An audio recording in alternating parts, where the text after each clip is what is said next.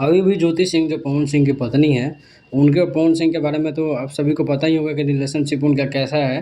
पवन सिंह उनको अपना नहीं रहे हैं या फिर ज्योति सिंह के बीच में ईगो है, क्या मामला है?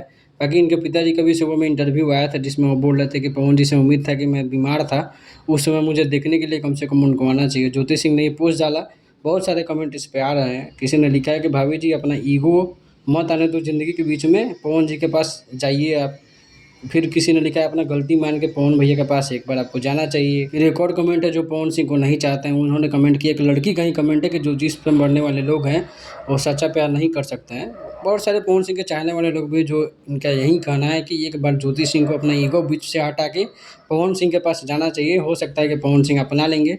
इनके रिश्ते में ईगो आ रहा है या फिर क्या पर्सनल मैटर है ये तो किसी को नहीं पता, लेकिन इमोशनल पोस्ट ज्योति सिंह समय टू समय डालते रहती हैं और इस पे फैंस जो है अपना राय ज़रूर देते रहते हैं। बाकी इनके पिताजी का इंटरव्यू आप लोगों ने नहीं देखा होगा तो जाके सर्च करके देख सकते हैं, उन्होंने क्या कुछ कहा है पवन सिंह के बारे में।